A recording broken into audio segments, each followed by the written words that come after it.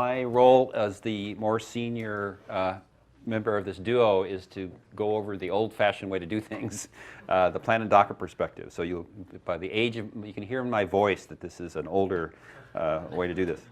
So this is about maintenance. Maintenance is what the general title is of dealing with legacy code. So what's the difference between these things? And one question is, well, how much do the plan and documents systems spend on maintenance versus development? Sounds like the big thing is development. Is this different in Agile? And Agile developers maintain code. You remember when we talked about testing that the plan and document had separate quality assurance testers. So what happens when you get to maintenance? And plan and document has the word document in it. So what's maintenance documentation look like? Okay, so let's try and answer some of these questions. So first of all, plan and document spends only 1/3 of the costs on development. 2/3 go on to maintenance.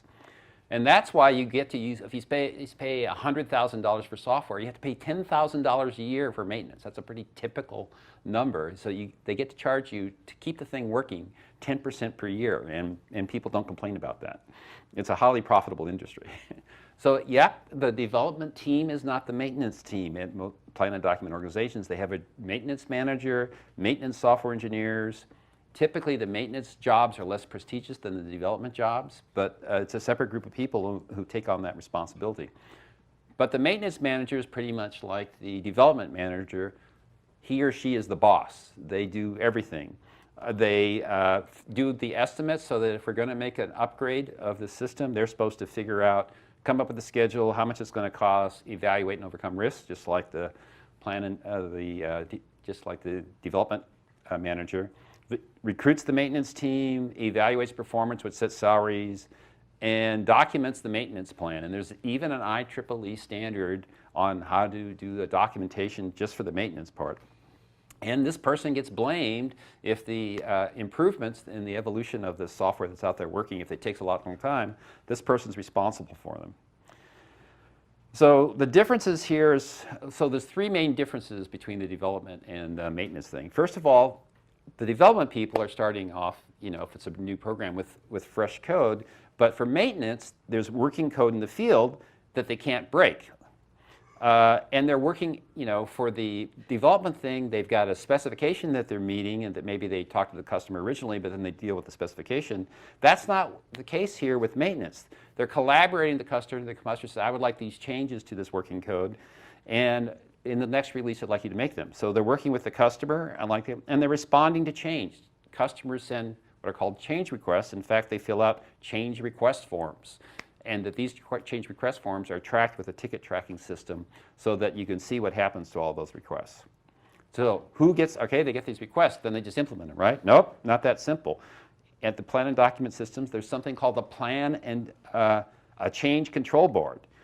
So the board decides whether you're going to implement these requests or not. It's not up to the manager. So the manager, for the maintenance manager, estimates what the cost and time of each of these changes would be. There'll be a lot of changes requested. Then it brings in the quality assurance team, and the quality assurance team figures out the cost of testing and changing the existing tests. And then they bring in the documentation team, and the documentation says if we do this change that the customer requests, how much expensive will be documents. And finally, there's a customer relations support group that's trying to relate just how big a deal this is for the customer. Do they really care about it a lot or not? How urgent is it? Is there a way to get around this request? Now, what can happen is, well, that's kind of if you're asking new features and you can wait, but often there are urgent events, emergencies. And emergencies might be the thing crashes all the time, or there's passed a new law and you have to change it, or you found out there's a security hole and you're losing customer data and you have to fix it. Or the operating system or library gets upgraded. Or your arch rival has just brought out this cool new feature that everybody wants and they're abandoning your software for that. So you have this emergency change request that you can't ignore. So they just jump in and fix the code. Just what you're not supposed to do, right? Jump in and fix the main branch. And then the idea is after the emergency is over, you're supposed to go back and fix it up. But what can happen in software, depending on how it's built, you can have emergencies all the time. So you don't have a chance to catch up. So then what you'd hope to do is say, hey, look, we've had all these emergencies, the code's getting out of whack from the documentation. please let us refactor this code so it's maintainable, but it's not up to you. It's up to the change control board, and the change control board say, well, gee, that's going to be a lot of money. I don't know if we want to spend it doing that. So what can happen is the code can, over time, evolve into something that's pretty hard. And so to do, and especially if you don't get a chance to refactor like Armando talked about earlier. So ideally, refactoring continuously, but maybe because of the emergencies, you don't get a chance to do that. So there is a notion of called re-engineering versus replace. So Armando said you almost never throw the code away. There's an argument for re-engineering, and there's some tools to help you do that. So, if, like, for example, you could change the database schema, that should work. Hopefully that would work without breaking a lot of things. You could, your documentation is out of date. You could look at the code, and there are tools to do reverse engineering from the code to figure out what the code is doing to improve the documentation. We've seen the code analysis tools that use code smells to point at bad sections of code, so you just fix that part. And there's even programming language tools. If you're in an antiquated language and you need to upgrade to a modern one, there's things that'll try and automate you do that. So what's the difference between kind of refactoring and re-engineering? This idea is that there's a bunch of tools that will help you make dramatic changes to it.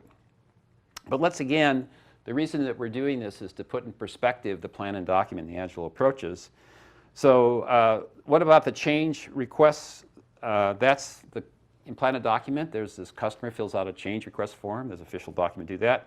What's it like in Agile? Well, you're meeting with the customer in iteration. You agree on the 3x5 cards for this next iteration. So that's kind of the change request. Who estimates, how do you estimate how expensive it's going to be? That's up to the manager of the maintenance manager to figure out those costs, and we're just using the good old point system in Agile to do that. Who's going to decide what thing to do? Well, it's the change control board that's making that decide. In the Agile thing, this is working with the customer, right? The customer and you, the next iteration, decide what's high priority, and you decide what's being done next. And who does this, right?